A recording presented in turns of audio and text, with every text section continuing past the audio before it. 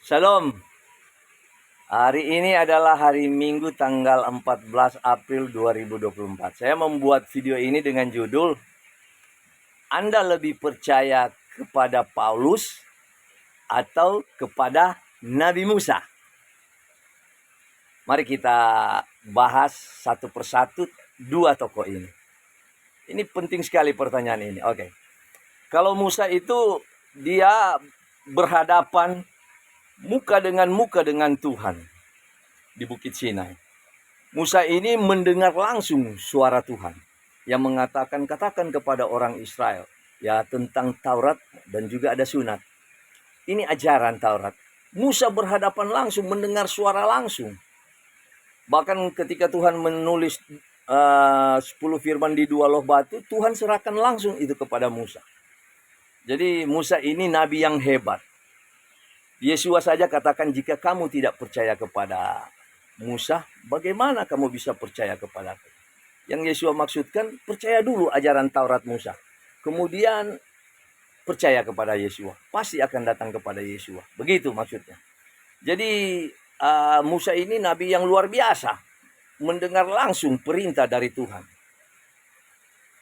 Musa membuat mujizat-mujizat yang hebat. 10 tulah di Mesir. Kemudian membelah laut, memukul batu keluar air, membelah laut, dan orang Israel berjalan di tengah lautan yang kering itu. Banyak sekali, luar biasa. Musa ini nabi yang paling hebat. Semua mujizat yang dilakukan oleh Musa itu berasal dari kuasa Allah Bapa, YHWH, di sorga, dari sorga. Oke, mari kita lihat sosok Rasul Paulus. Dia, saya katakan Paulus ini preman rohani. Saudara, heran ya, saya tidak membenci Paulus, tapi saya menilai semuanya. Paulus adalah preman rohani. Dia tidak pernah menjadi murid Yesua. Menjadi murid tidak pernah, bertatap muka, berbicara saja tidak pernah Paulus ini ketemu dengan Yesua. Dan Paulus ini adalah pembunuh karena dia mengejar-ngejar muridnya Yesua dan dia bunuh. Satu perjalanan di Damsyik, Paulus bersaksi katanya, ini katanya lagi, karena tidak ada orang yang menyaksikan ini, hanya Paulus yang menceritakan. Oke, beda dengan Musa ya, dia membuat mujizat, banyak orang yang menyaksikan, luar biasa bangsa Israel, sekian jumlahnya menyaksikan mujizat itu. Oke. Paulus melakukan, mengatakan, mengalami satu mujizat dan mengatakan katanya dari kesaksian dirinya sendiri. Ketika dia sedang mengejar murid-murid Yesua ke Damsyik, ada cahaya dari langit dan terdengar suara. Cahaya ini membuat Paulus buta ya. Oke. Dan suara itu mengatakan seperti ini. Paulus, Paulus, mengapa engkau menganiaya aku? Nah, gitu. Seperti begitu. Kemudian Paulus itu mengalami kebutaan. Dia pergi katanya kepada seseorang, Imam Ananias kalau tidak salah ya. Dan sebelum Paulus datang, Imam Ananias bersaksi. Ini masih cerita Paulus. Bahwa katanya, saya tidak mengerti mengapa orang yang menulis ini Paulus juga mengetahui. Ananias mengatakan, Tuhan katakan orang ini akan saya pakai untuk memasyurkan namaku. Ingat, memasyurkan namaku, bukan mengotak-atik hukum Taurat dan sunat, tidak. Memasyurkan bahwa Paulus akan bersaksi bahwa benar Yesua itu adalah Mesias, anak Allah yang hidup. Itu saja kalau kita lihat. Dan ini kesaksian Paulus. Tidak ada yang menyaksikan. Dan ketika Paulus pergi ke Imam Ananias, betul matanya dicelekkan dan dia bisa melihat. Dan dia bersaksi dan menginjil dan sebagainya. Oke, saya mau katakan ini juga.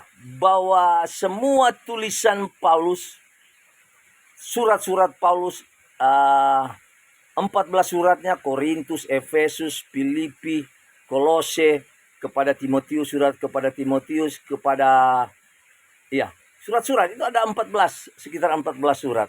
Semua surat-surat Paulus itu bukan firman Tuhan. Setelah saya kaji, saya pelajari, saya dengan teliti, itu bukan firman Tuhan. Bukan sama sekali, saudara. Itu pendapat Paulus, bukan firman Tuhan. Oke? Karena Tuhan tidak pernah berbicara langsung kepada Paulus. Paulus, katakan kepada pengikut-pengikutmu begini-begini tentang suatu ajaran. Tidak pernah. Ada satu peristiwa di atas kapal, Paulus mengaku bahwa oleh tuntunan roh, katanya, dia mendapat pemberitahuan bahwa pada waktu kapal mereka lagi oleng-oleng, ombak dan sebagainya, mereka tidak akan celaka. Itu saja. Yang lain tidak ada. Jadi tulisan-tulisan Paulus ini adalah ide-ide, pendapat, tafsir dari Paulus itu sendiri. Dan ayatnya banyak. Ada di dalam Alkitab. Paulus mengatakan begini. Menurut pendapatku dan sebagainya. Banyak sekali. Itu terdapat di dalam 1 Korintus 4 ayat 9. 1 Korintus 7 ayat 25, 26, 40, 2 Korintus 8 ayat 10, 2 Korintus 11 ayat 5. Anda bisa baca itu, oke? Saya mau katakan begini, ada satu peristiwa di 1 Korintus 7 ayat 25.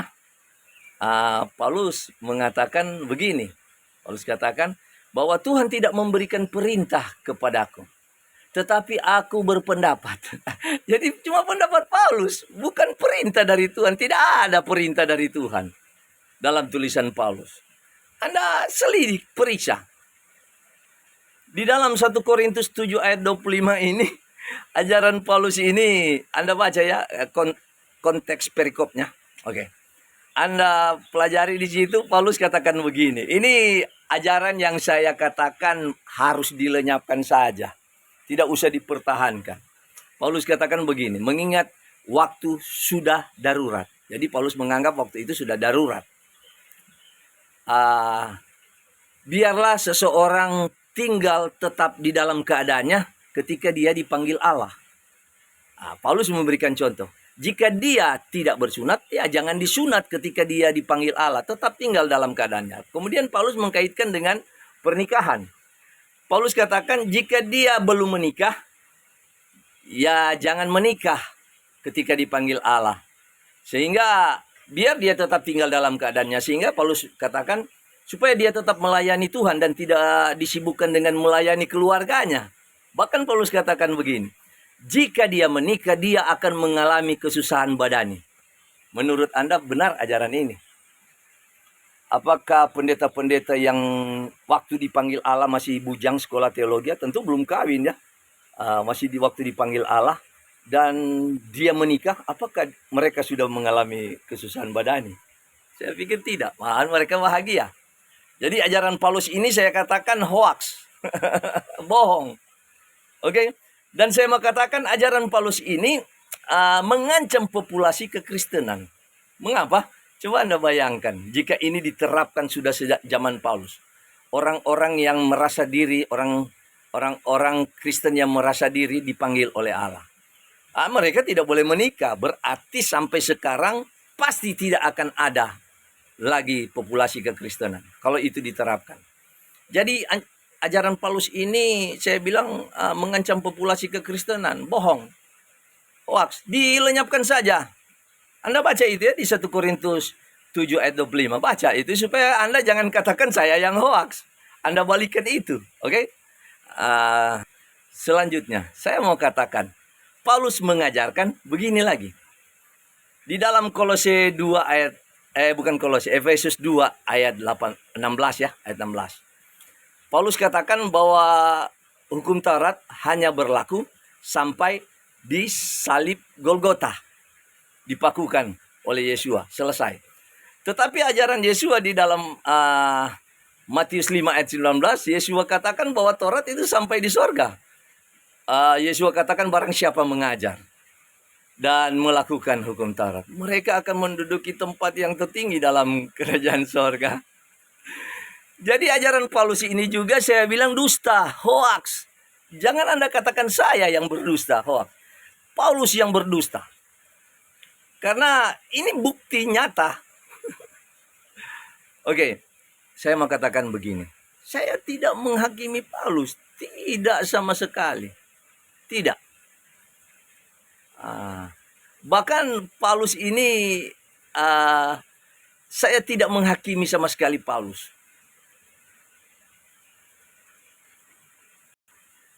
Urusan keselamatan Paulus itu urusan Paulus dengan Tuhan, bukan urusan saya. Saya tidak ada urusan dengan keselamatan Paulus. Itu urusan Paulus dengan Tuhan. Tetapi yang menjadi urusan Anda dan saya, yaitu menguji ajaran-ajaran Paulus. Karena Paulus sendiri mengatakan dalam 1 Tesalonika 7 ayat 19 dan 21. Jangan padamkan roh, ujilah segala sesuatu dan peganglah yang baik. Jadi ajaran Paulus ini memang harus diuji karena disarankan oleh Paulus.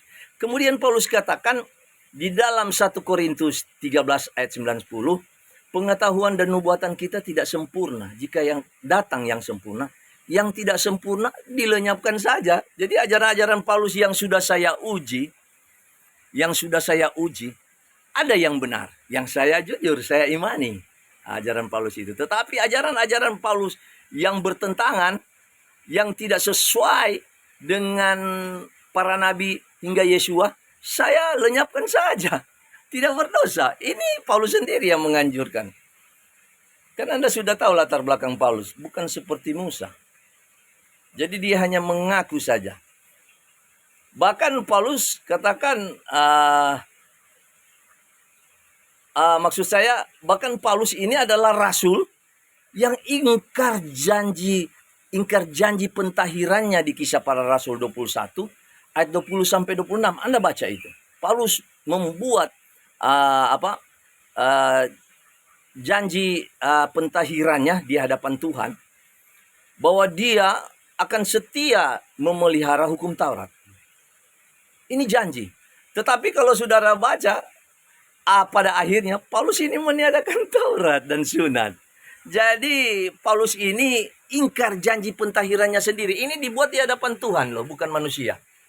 Jadi dia ingkar di hadapan Tuhan. Bahkan saya mau katakan ini. Di dalam Kisah Para Rasul 15, Paulus ini mengkhianati keputusan Roh Kudus dalam sidang para rasul. Betul. Dalam hasil keputusan sidang para rasul, orang-orang yang bangsa-bangsa lain yang bukan Yahudi, non-Yahudi, mereka diringankan dari hukum Taurat.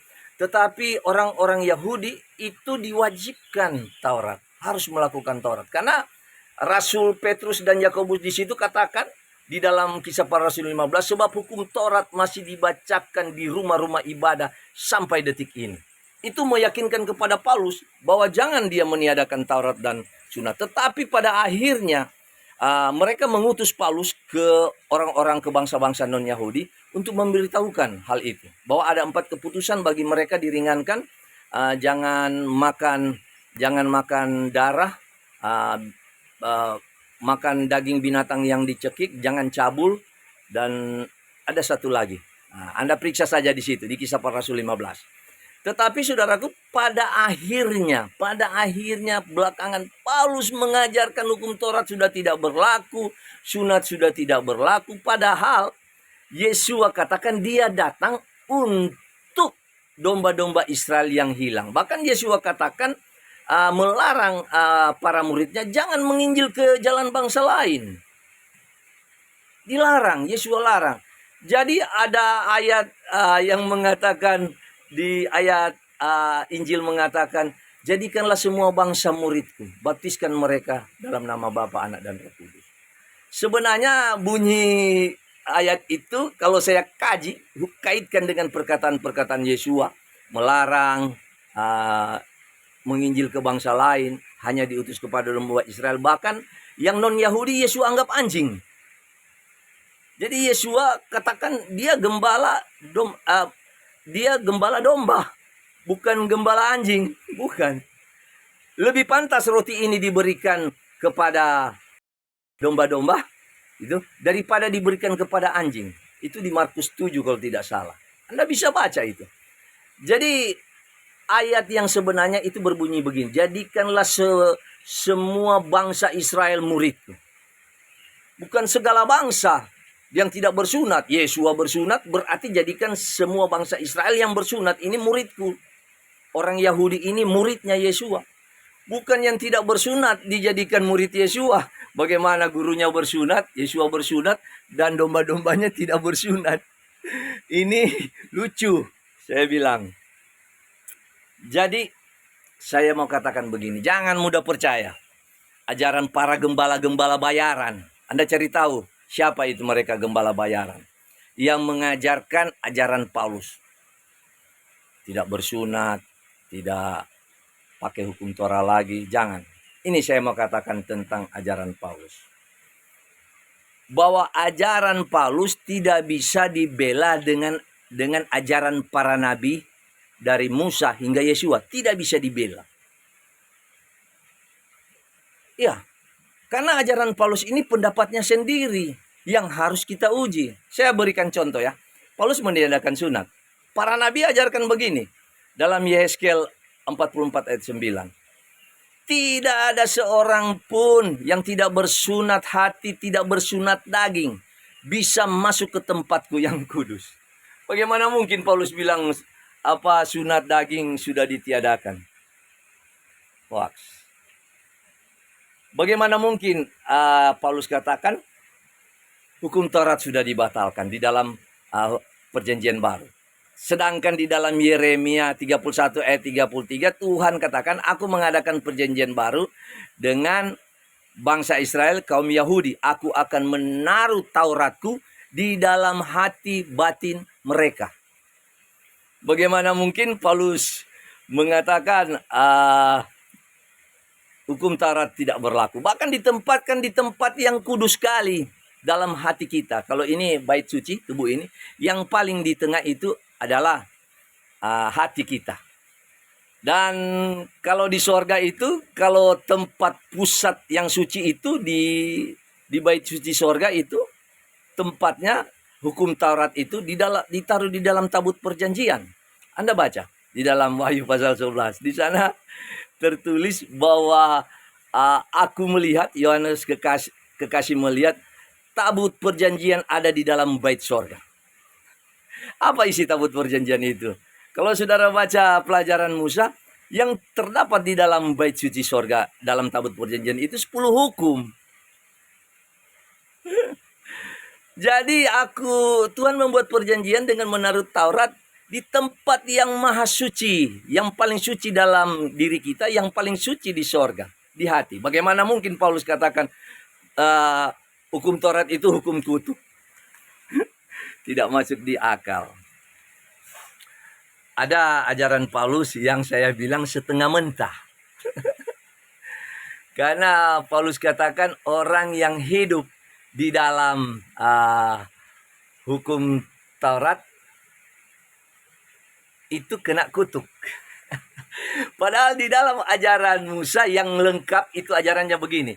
Pada hari ini Musa katakan, aku memperhadapkan engkau dengan berkat dan kutuk. Jika engkau mentaati hukum Taurat, engkau akan mendapat berkat. Dan jika engkau tidak mentaati hukum Taurat, kamu akan kena kutuk. Jadi Paulus hanya berbicara seolah-olah hukum Taurat ini kutuk yang tadi. Dia tidak bicara tentang berkat. Bahwa kalau melakukan itu dapat berkat. Itu yang saya bilang. Sehingga orang-orang menafsir, oh hukum Taurat itu kutuk. Karena ajaran Paulus yang setengah mentah. Hanya membicarakan kutuk tentang hukum Taurat. Padahal yang melakukan itu dapat berkat. Saya mau bertanya kepada Anda. Anda kalau melakukan tidak melakukan hukum Kristus, diberkati atau kena kutuk? Pasti kena kutuk lah. Kalau tidak mentaati hukum Kristus, hukum Yesua dalam perjanjian baru. Anda tidak melakukan, Anda pasti kena kutuk. Binasa artinya. Nah kalau Anda lakukan, Anda dapat berkat. Jadi hukum Kristus dan hukum Taurat itu sama. Menurut saya. Dan Yesua mengajarkan ajaran tentang hukum Taurat. Ada teman diskusi saya merasa lucu. Dia katakan hukum Kristus itu hukum yang baru. Saya tertawa, saya tanya begini. Maksud kamu yang baru, yang mana baru? Dia bilang kasihilah Tuhan Allahmu. Dia kasih ayatnya. Di dalam Injil perjanjian baru. Kasihilah Tuhan Allahmu dengan segenap hati, dengan segenap jiwa dan akal budimu. Kasihilah sesama manusia seperti diri sendiri. dirimu sendiri. Saya katakan itu bukan hukum baru. Itu hukum lama yang Yesua nyontek. Saya pakai tanda kutip. Nyontek dari kitab perjanjian lama. Di kitab Musa. Mengatakan, kasihilah Tuhan Allahmu dengan segenap hati, segenap jiwa, dan akal budimu. Kasihilah sesama manusia seperti kamu mengasihi diri sendiri. Jadi, saya bilang itu bukan hukum yang baru. Itu hukum dari perbendaharaan lama, perjanjian lama itu. Lucu kan? Menurut saya lucu. Dia mengatakan hukum Kristus hukum baru. Padahal Kristus, Yesua, mengutip dari perjanjian lama. Jadi saya mau katakan, saya tidak menghakimi Paulus. Ada teman-teman diskusi saya, kamu menghakimi Paulus ya? Saya bilang tidak. Urusan keselamatan Paulus itu urusannya Paulus dengan Tuhan. Urusan pribadinya dengan Tuhan. Bukan urusan saya. Tetapi urusan Anda dan saya menguji semua ajaran Paulus yang saya katakan bukan firman Tuhan, tetapi pendapatnya sendiri mengatasnamakan Tuhan. Jadi, saya tidak menghakimi Paulus ya.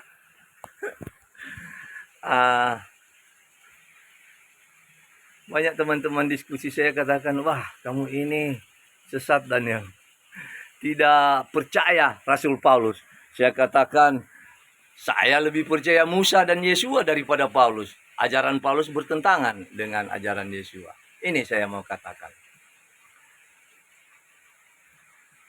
Ini saya mau katakan. Ada teman diskusi saya katakan, kalau kamu tidak percaya tulisan-tulisan Paulus, kamu tidak bisa selamat, Daniel. Saya bilang, masa? Mana mungkin? Saya lebih percaya ajaran Musa dan ajaran Yesua. Masakan saya harus percaya ajaran Paulus yang saya sudah buktikan dalam penjelasan tadi tidak benar. Mereka katakan harus percaya Rasul Paulus. Saya bilang tidak harus. Kalau ajarannya benar, ya kita imani. Kalau salah, ya salah. Mereka katakan begini. Karena Paulus itu orang pilihan Tuhan. Saya bilang, apakah menjamin orang pilihan Tuhan itu tidak berbuat salah? Oke, saya berikan contoh kepadanya. Adam saja dan Hawa diciptakan langsung oleh Tuhan. Roh Tuhan itu paling dekat dengan mereka. Kalau baca mereka bisa umur 900 tahun, berarti roh Allah ada di dalam mereka. Karena Tuhan pernah berkata, rohku tidak akan tetap tinggal di dalam diri manusia dan usia mereka hanya 120 tahun. Nah ini 900 tahun berarti roh Allah itu kuat sekali dalam diri Adam. Tetapi mereka berbuat dosa. Oke, kita lihat Nuh. Nuh selamat dapat kasih karunia dari air bah. Dan hanya dia dan istri dan anak-anaknya yang selamat. Tetapi ketika Nuh turun dari bahtera, dia menanam anggur, dikatakan Nuh telanjang. Mabuk sampai telanjang. Ini kesalahan Nuh juga. Orang pilihan Tuhan berbuat salah. Oke, kita lihat juga Musa. Musa ya. Musa ini orang pilihan Tuhan juga. Tapi pernah berbuat salah. Ketika orang Israel haus di Masa dan Meribah, Tuhan katakan, Musa, katakan kepada batu itu keluar air. Musa dengan emosi dia pukul tuh batu. Keluar air. Tuhan marah. Tuhan bilang, saya hanya katakan bicara saja keluar air. Kamu memukul. Jadi Musa orang pilihan Allah yang berhadapan langsung dengan Allah. Yang membuat banyak mujizat di Mesir, tapi berbuat salah. Oke, saya mau katakan lagi Simpson. Simpson. Dia dipilih Tuhan dari sejak kandungan, nasir Allah. Ya. Tetapi dia berbuat salah, tergoda. Tuhan sudah katakan jangan tergoda dengan perempuan-perempuan Filistin. Dia tergoda dengan Delila dan menceritakan, Tuhan katakan jangan katakan kepada siapa-siapa. Kekuatannya ada di rambut. Dia ceritakan kepada Delila bahwa kekuatannya ada di rambut. Saya mau katakan, apalagi cuma Paulus, preman rohani, pembunuh, bukan murid Yesua. Apalagi Paulus. Jangan anggap Paulus itu dewa. Bahwa tidak percaya Paulus tidak selamat. Jangan. Oke, contoh selanjutnya saya mau ceritakan. Raja Saul diurapi oleh Nabi Samuel, terpilih jadi raja di Israel. Tapi apa kesalahannya? Dia karena dia ingin membunuh Daud karena merasa tersaingi, dia praktikkan alih-alih nujum, dukun-dukun. Itu kesalahan Saul. Raja Daud saja yang sudah sangat hebat, dikasih oleh Tuhan, orang pilihan, diurapi, Mesias. Mesias artinya diurapi dengan minyak ya. Diurapi. Tapi Raja Daud berbuat dosa, bersinah. Mengambil istri panglima perangnya, istrinya Uria yaitu Betseba. Dan dia nikahi. Dia sengaja menaruh Uria di medan perang supaya mati terbunuh, istrinya jadi janda, dia ambil sebagai istri. Jadi apalagi saya katakan cuma Paulus, preman rohani, pembunuh, tidak pernah bertemu dengan Yesua, bukan muridnya Yesua. Apalagi Paulus, pastilah berbuat salah di dalam ajarannya, karena ajarannya sudah saya katakan tadi, pendapatnya Paulus. Oke. Kemudian selanjutnya Petrus dan Yudas Iskariot dipilih langsung oleh Yesua sebagai murid, ditumpangkan Roh Kudus. Coba Anda baca, Yesua tumpangkan Roh Kudus kepada mereka. Dibukakan pikiran tentang kitab suci, tapi Petrus menyangkal Yesua 3 kali. Bahkan Yudas Iskariot menjual Yesua dan bunuh diri. Jadi tidak menjamin Anda katakan bahwa Paulus itu umat orang pilihan, tidak mungkin berbuat salah. Aduh kasihan. Saya katakan, jangan beriman membabi buta seperti itu. Paulus bukan dewa. Sekalipun dia mengaku umat pilihan, orang pilihan Tuhan. Saudara kalau baca tulisan-tulisan Paulus, saya mau katakan banyak curhat di situ. Paulus merasa orang meremehkan kerasulannya, padahal tidak perlu demikian. Kalau memang dia rasul pilihan Tuhan, tidak usah bilang meragukan kerasulannya. Oke? Jadi saya mau katakan jangan mudah percaya ajaran-ajaran gembala bayaran, mendewakan Paulus. Kalau tidak percaya Paulus tidak masuk surga. Jangan. Percaya saja kepada Yesua. Percaya saja kepada para nabi Musa. Mereka tidak mengajarkan yang salah. Karena Musa pesan jangan tambah, jangan kurangi apa yang diperintahkan Tuhan kepadamu. Jadi jangan tambah, jangan kurangi itu hukum Taurat dan Sunat. Jadi kalau di kitab Wahyu pasal terakhir katakan jangan tambah dan jangan kurangi, tapi ternyata sudah ditambah dan dikurangi oleh Paulus, itu sudah terlambat saya katakan firman Tuhan itu. Karena sejak Musa sudah katakan jangan. Bahkan Musa katakan begini, jika ada nabi yang datang kepadamu, perhatikan ya, ada tertulis ini dalam kitab Taurat Musa. Jika seorang nabi datang kepadamu dan dia membuat mujizat, dan mujizat itu terjadi benar, jangan kamu percaya kepadanya. Jika dia mengajak untuk menyembah Allah yang lain. Jadi kalau apalagi Yesua itu hanya manusia, kemudian disuruh menyembah kepada dia, mengarahkan jangan lagi menyembah kepada Allah YHWH. Musa katakan jangan tambah, jangan kurangi. Walaupun seorang nabi datang di tengah-tengah kamu, membuat mujizat yang hebat dan itu terjadi, dan dia mengajak kamu untuk menyembah Allah yang lain, jangan kamu percaya kepadanya. Dia harus mati, nabi itu. Jadi ini mengapa orang Yahudi tidak percaya kepada Yesua. Yang diajarkan dalam kekristenan, kita menyembah kepada Yesua. Karena ada tertulis dalam kitab Musa ini. Jadi orang Yahudi itu sebenarnya tidak, mereka tidak berseru-seru Tuhan, Tuhan, tidak sekarang. Mereka berprinsip lebih baik melakukan saja perintah. Karena Yesus katakan, bukan setiap orang yang berseru kepadaku Tuhan, Tuhan masuk surga. Hanya mereka yang melakukan kehendak Bapa. Jadi mereka tidak mengakui Yesua Tuhan, orang Yahudi. Tetapi mereka melakukan kehendak Bapanya. Dan saya ada video tentang hal itu. Yesua bukan Tuhan, tetapi Tuhan yang dihormati. Baca, nonton video saya sebelumnya. Ada di channel YouTube atas nama Daniel Ben Abraham. Ada di postingan FB saya atas nama Daniel Ben Abraham dan Daniel Alexander Taliwangsa. Yesua bukan Tuhan. Jadi orang Yahudi itu tidak salah. Mereka pun tidak melakukan apa yang difirmankan oleh Yesua. juga tidak bersalah. Saya mengkaji itu. Karena Yesua katakan begini, ada dua orang anak ya. Yesua katakan, yang satu disuruh pergi ke ladang. Dia katakan, iya saya mau pergi ke ladang. Tapi akhirnya dia tidak pergi, dia tidak lakukan itu. Yang satu disuruh pergi ke ladang, dia katakan tidak mau pergi. Tapi pada akhirnya dia pergi juga. Sama dengan orang Yahudi. Tidak mau mengakui Yesua Tuhan, tetapi apa yang dia perintahkan itu dilakukan semuanya. Dan Yesus bertanya, mana dari dua anak itu yang diterima Allah Bapaknya? Ya, yang bilang tidak, saya tidak mau lakukan. Saya tidak, orang Yahudi tidak mau mengakui itu. Yesua Tuhan.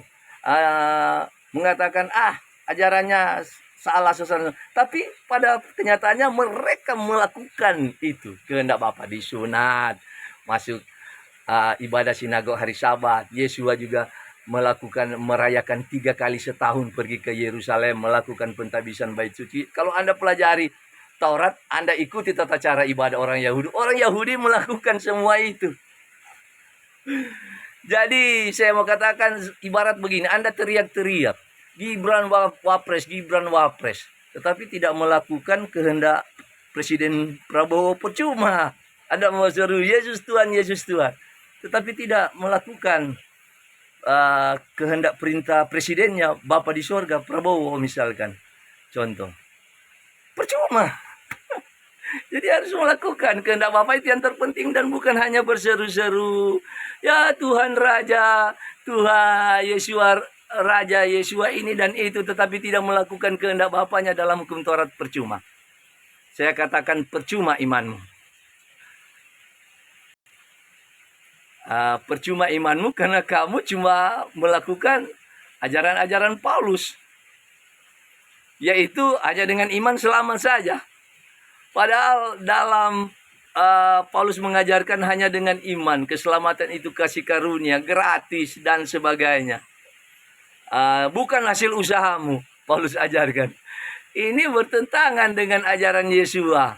Tadi yang saya katakan, bukan setiap orang yang berseru kepada Tuhan masuk surga, tapi mereka yang melakukan kehendak. Menurut Yesua, yang masuk surga itu, yang selamat itu, yang melakukan, bukan cuma beriman. Oke, dalam ajaran Yesua lainnya, Yesua memberikan perumpamaan bahwa orang yang mendengarkan firman-Ku dan melakukan itu seperti mendirikan rumah di atas batu. Sebaliknya, yang tidak melakukan, mereka seperti mendirikan rumah di atas pasir. Datang hujan deras apa semua hanyut. Fondasinya tidak kuat karena cuma iman. Fondasinya tidak kuat, tidak ada fondasi kalau cuma iman saja. Harus kamu lakukan. Bahkan Yesua katakan,